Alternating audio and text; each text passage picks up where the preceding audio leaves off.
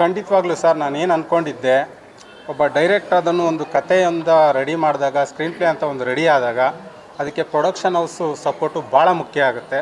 So ನಮ್ಮ production house ನನಗೆ ಪ್ರತಿ ಹಂತದಲ್ಲೂ ತುಂಬ ಸಾಥ್ ಕೊಟ್ಟರು. ಹಾಗಾಗಿ ಸಿನಿಮಾ ತುಂಬ ಚೆನ್ನಾಗಿ ಬಂದಿದೆ. ಮುಂದಿನ ಹಂತಗಳಲ್ಲಿ ಟೀಸರ್ ಟ್ರೈಲರಲ್ಲೇ ನಿಮಗೆ ಗೊತ್ತಾಗುತ್ತೆ ನಮ್ಮ ಸಿನಿಮಾ ಯಾವ ಕ್ವಾಲಿಟಿಯಲ್ಲಿ ಬಂದಿದೆ ಅಂತ. ಸೊ ಇಷ್ಟು ಹೇಳೋಕ್ಕೆ ಇಷ್ಟಪಡ್ತೀನಿ. ನಮ್ಮ ಪ್ರೊಡಕ್ಷನ್ ಹೌಸ್ ನನಗೆ ತುಂಬ ಸಪೋರ್ಟಾಗಿತ್ತು, ಮತ್ತು ಪ್ರತಿ ಆರ್ಟಿಸ್ಟ್ಗಳು ಕೂಡ ಸೊ ಅವರು ಕೆಲಸನ ಅಚ್ಚುಕಟ್ಟಾಗಿ ಮಾಡ್ಕೊಂಡು ಹೋಗಿದ್ದಾರೆ. ಹಾಗಾಗಿ ನಾನು ಏನೊಂದು ಕಲ್ಪನೆಯಲ್ಲಿ ಒಂದೊಂದು ಪಾತ್ರಗಳು ರಚಿಸಿದ್ದೆ, ಆ ಪಾತ್ರಗಳಿಗೆ ಜೀವ ತುಂಬಿ ಮಾಡಿದ್ದಾರೆ. ಅದು ಮುಂದಿನ ದಿನಗಳಲ್ಲಿ ನಿಮಗೆ ಟೀಸರು ಟ್ರೈಲರಲ್ಲಿ ಖಂಡಿತವಾಗ್ಲೂ ನಿಮ್ಗೆ ಗೊತ್ತಾಗುತ್ತೆ. ಇಂಥದೊಂದು ಪ್ರೊಡಕ್ಷನ್ನು, ಇಂಥದೊಂದು ಹೊಸ ಹುರುಪು, ಹೊಸ ಕನಸು ತಂಡ ಸಿಕ್ಕಿದ್ದು ಒಬ್ಬ ನಿರ್ದೇಶಕರಾಗಿ ನಿಮಗೆ ಎಷ್ಟು ಈಸಿ ಆಗಿದೆ, ಎಷ್ಟು ಕಷ್ಟ ಆಗಿದೆ? ಅದರಲ್ಲಿ ನಾನು ಭಾಳ ಅದೃಷ್ಟವಂತ ಅಂತಲೇ ಹೇಳಬೇಕು. ಯಾಕಂದರೆ ಗಜಾರಾಮದಲ್ಲಿ ರಾಜ್ ಸರ್ ಜೊತೆ ನಾನು ಕೆಲಸ ಮಾಡಿದ್ದೆ. ಅಲ್ಲಿ ಅವರು ನನ್ನ ಕೆಲಸ ಗುರುತಿಸಿ ಮತ್ತು ನನಗೆ ಈ ಪ್ರಾಜೆಕ್ಟ್ ಕೊಟ್ಟರು. ಆಮೇಲೆ ಸಚಿನ್ ಸರ್ ಎಂಟ್ರಿ ಆದರು. ಭಾಳ ಖುಷಿ ಇದೆ ಸರ್. ಸಚಿನ್ ಸರ್ನಂತೂ ನೀವು ಇದರಲ್ಲಿ ಭಾಳ ಖುಷಿ ಪಡ್ತೀರಾ. ಒಂದು ಕಮಲ್ ಅನ್ನೋ ಒಂದು ಪಾತ್ರದಲ್ಲಿ ಭಾಳ ಖುಷಿ ಆಗುತ್ತೆ ಸರ್. ನಿಮ್ಮ ಜಾವ ಇಲ್ಲಿ ತನಕ ಬಂದಿದೆ ಸರ್? ಜಾವ ಸದ್ಯದಲ್ಲೇ ಸ್ಟಾರ್ಟ್ ಮಾಡ್ತೀವಿ. ಆಗಸ್ಟ್ ಫಸ್ಟ್ ವೀಕಿಂದ ಸ್ಟಾರ್ಟ್ ಮಾಡ್ತಿದ್ದೀವಿ. ತುಂಬ ದೊಡ್ಡ ದೊಡ್ಡ ತಾರಾಮಣ ಇದೆ, ಹೇಳ್ತೀನಿ ಸದ್ಯದಲ್ಲೇ. ಕಮಲ್ ಶ್ರೀದೇವಿ ಆಗಿರೋದ್ರಿಂದ ಸದ್ಯಕ್ಕೆ ಇದನ್ನು ಮುಗಿಸೋಣ. ತುಂಬ ದೊಡ್ಡ ದೊಡ್ಡ ಆರ್ಟಿಸ್ಟ್ಗಳು ಬರ್ತಿರೋದ್ರಿಂದ ಎಲ್ಲರ ಡೇಟ್ಗಳು ಪ್ರಾಬ್ಲಮ್ಸ್ಗಳಿದೆ. ಎಲ್ಲರೂ ಆಗಸ್ಟಿಂದ ಸಿಗ್ತಿದ್ದಾರೆ. August first week or last ವೀಕಲ್ಲಿ ಒಂದು ಶೆಡ್ಯೂಲ್ ಮುಗಿಸ್ತೀವಿ. ಆಗಸ್ಟಲ್ಲಿ ಸ್ವಾತಂತ್ರ್ಯ ಸಿಗುತ್ತಾ, ಸ್ವಾತಂತ್ರ್ಯ ಹೋಗುತ್ತೆ?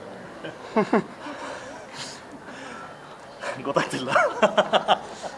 ಬಟ್ ಇನ್ನೊಂದು ಏನು ಹೇಳ್ಬೇಕಂದ್ರೆ ಸರ್, ರಾಜ್ ಸರ್ ಆ ಕಡೆನೂ ಬ್ಯಾಲೆನ್ಸ್ ಮಾಡಿಕೊಂಡು ನಮ್ಮ ಸಿನಿಮಾನೂ ಬ್ಯಾಲೆನ್ಸ್ ಮಾಡಿಕೊಂಡು, ಬಟ್ ತುಂಬ ಗ್ರೇಟ್.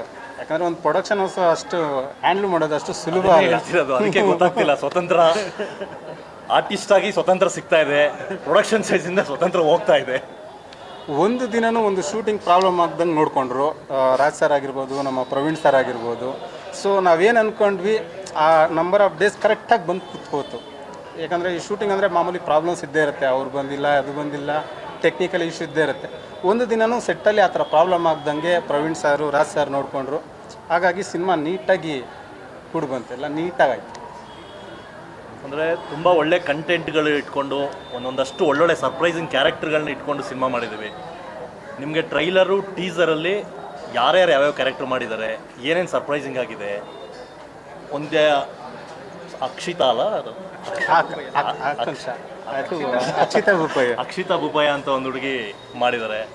ತುಂಬ ಸರ್ಪ್ರೈಸಿಂಗ್ ಕ್ಯಾರೆಕ್ಟರ್ ಮಾಡಿದ್ದಾರೆ. ಆ್ಯಂಡ್ ಮಿತ್ರಾ ಅವ್ರ ಕ್ಯಾರೆಕ್ಟರ್ ಆಗಿರ್ಬೋದು, ಉಮೇಶ್ ಅಣ್ಣನ ಕ್ಯಾರೆಕ್ಟರ್ ಆಗಿರ್ಬೋದು. ಆ್ಯಂಡ್ ತುಂಬ ಸರ್ಪ್ರೈಸ್ ಆಗೋದು ನಿಮಗೆ ರಮೇಶ್ ಚಂದ್ರ ಅವ್ರ ಕ್ಯಾರೆಕ್ಟರು ಎಕ್ಸ್ಟ್ರಾಡಿನರಿಯಾಗಿ ಮಾಡಿದ್ದಾರೆ.